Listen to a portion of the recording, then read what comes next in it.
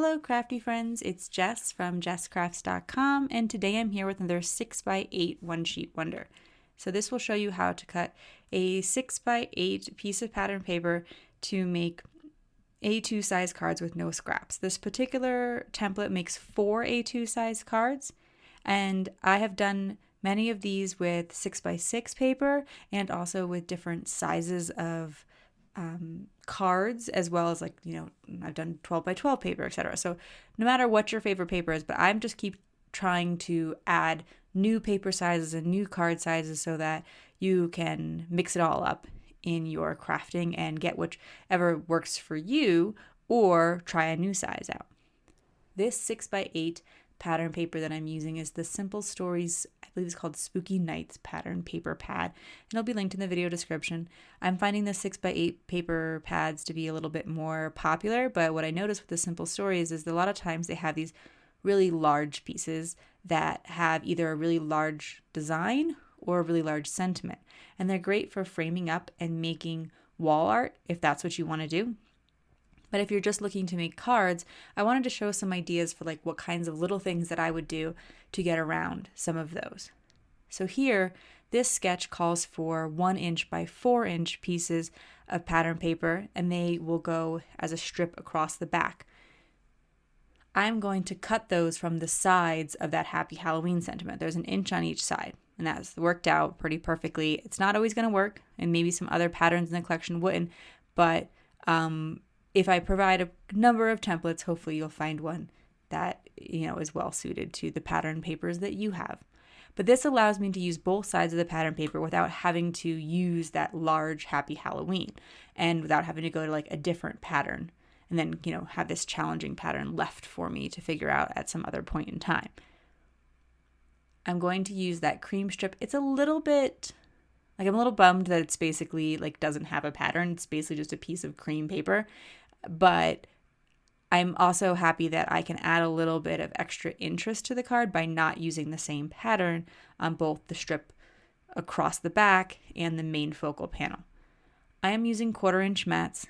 You do not have to worry about any of the measurements because this is a template that is available as a PDF on my blog, so you can download it, print it out, and it will tell you how to cut the pattern paper and then how to assemble it to make the sketch.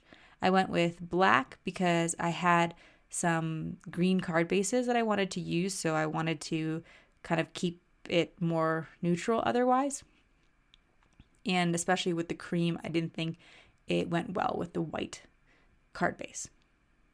I am using my Altenew mat here to help me to center things. In the center of the Altenew mat, there is a A2 size card, kind of a grid lines for that. And it helps you to easily center things because now you can see exactly where the center of the card would be, and it has the portrait and horizontal. So it was a pricey upgrade, but I'm actually quite happy with it. I'd used just a black grid mat in the past, but I really do like having that easy way of centering things. You could just draw that on your mat or lay out tape or whatever, but I needed a bigger mat anyway, so I decided to kind of fully upgrade myself, just so if you're kind of wondering what happened with my mat there.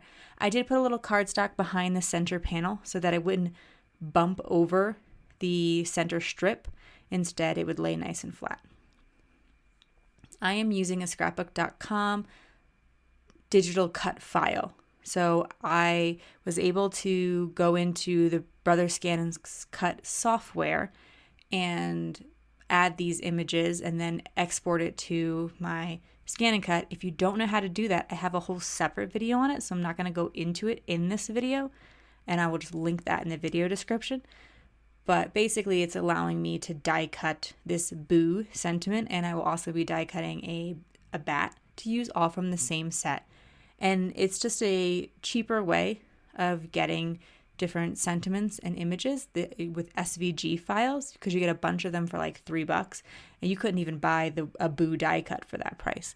So I think that if you feel comfortable working with your ScanNCut, and like I said, I have a whole video tutorial so I can help you get comfortable working with your ScanNCut, it's a great option, especially because I like to layer up my dies, so I like to have 3 layers of each die cut, and I don't have to pass it through my machine 3 times.